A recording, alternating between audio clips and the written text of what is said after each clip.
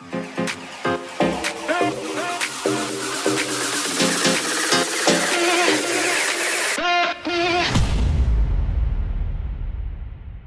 everyone, welcome back to the studio. My name is Art Supplies, and I'm sure you're noticing there is an electric drum kit sitting right here, beautifully in the way, I might add, but it's the only place I've got for it right now, and I've been practicing a lot, playing the drums, so yeah, that's why that's there. Otherwise, welcome, you're clicking on because this is about samples. This is about how you make your own samples. If you've come up with something in the box, in the studio, and you really want to save it and make it like something that you can drag in regularly, or turn into a sample for a sample pack, or turn it into something that you can send to friends, or little snippets that you can then, I don't know, whatever, do something with. Let's show you how to make it. If I jump in, I've opened up an instance of Serum. We're going to try and just create something really simple. So if I play this note here on the F, and we'll just run an instance of F over this bar here.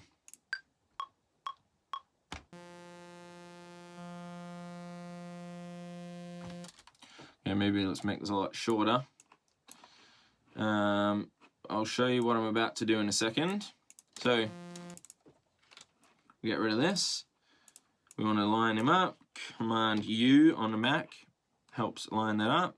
Then we can select all of this, Command J, and that gives us our consolidated clip.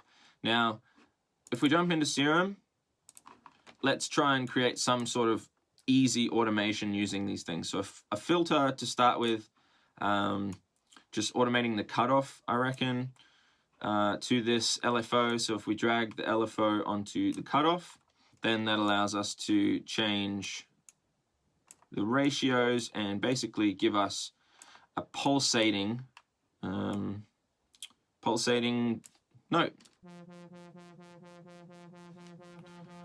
Kind of want to make that go a bit faster, so we'll go up to 16ths, smooth it out a little bit. Cool, and then maybe more of an emphasis on the cutoff. All right, awesome. The other thing we can do with this is, let's make it a few more interesting sound. Now we can also change something like this weight here and map it to something, or let's try an effect. Let's gradually do distortion. How about that? So the mix, we can choose. This macro down here is going to affect the mix of the distortion. To make it a fairly obvious distortion so we can tell what's going on. Go back to, here it is.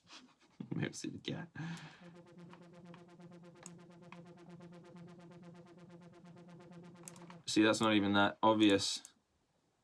Hard clipping.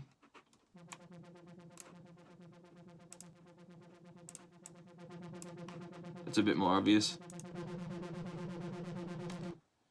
So then we can automate. Sorry if this is a bit slow, but this is basically something that you can do. If we can automate this to increase as it goes up, and then say we put on a filter, the reverse, so that it goes on the way up and disappears. And let's also make it have some sort of pitch ramp up. Let's create a riser. Very simple. Bend, go in here, double click, envelopes, MIDI control pitch bend, and then highlight this section, and we're going to go all the way up to the top and get rid of that. Ooh. That one. Now let's listen.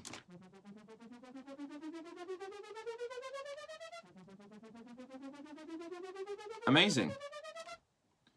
Let's give it, not loop it, and give it some reverb and an EQ.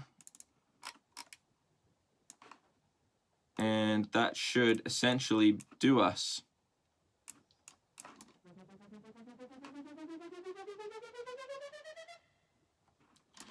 And that will be our sample. So now that we have that, we want to be able to save that as an audio file. Save it as something that is going to be solid. Oh, I had a sneeze, but it just disappeared. I don't know what the hell. Okay, so we've got this beautifully set out, obviously crafted a lot better than I have, piece of MIDI amazingness. Now, there's two ways you can do it. One is a freeze and flatten. I'm sure you've heard of that. So you go right-click on the layer, freeze track, and it will freeze it. Then you can go flatten. Now, that turns it into a piece of audio, and that can then be duplicated in the project. Or if simply you right-click on it, you can go show in Finder, or in Browser, which is the one over on the left here. But if you go show in Finder, it actually will bring up this sound for you. I can rename it. I don't know, Saw Riser #1. And now that is our final clip. And we could drag this back in. And that's our clip right there to use.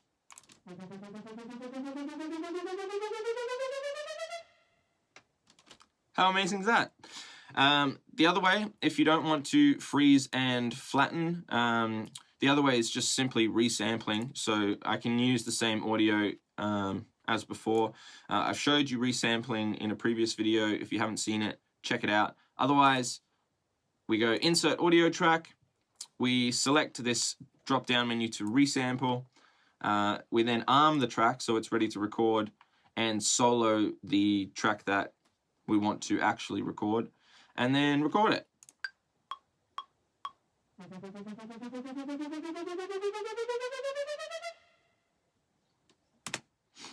There you have it. Another way of recreating the audio. Again, if you want to find that sample and save it and chop it and turn it into a sample for future use, right-click, show in Finder or show in Browser, and it will find you the original file. Then you can make a pack and hopefully make some samples and share them around. So very simple, and I encourage you to keep doing it. Even if you do make amazing sounds during your process of production, save them, put them in a folder. You never know, you might come back and use those later. It's also helpful for sound design sessions. If you're sitting in Serum or Silent or something and playing around basically just to try and come up with new sounds. I know a lot of producers that do that.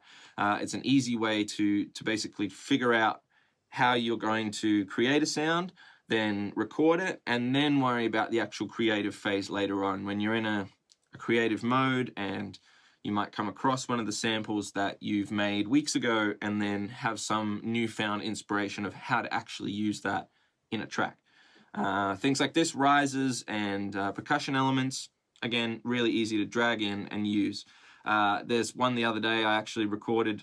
I was on the phone on loudspeaker to a friend of mine. We were just talking. He was eating Eggs Benedict over the phone, and the loud noise of the plate and cutlery was like echoing through the phone, and I thought it was a perfect opportunity, so I pulled the Mac out, recorded it straight through the Mac audio.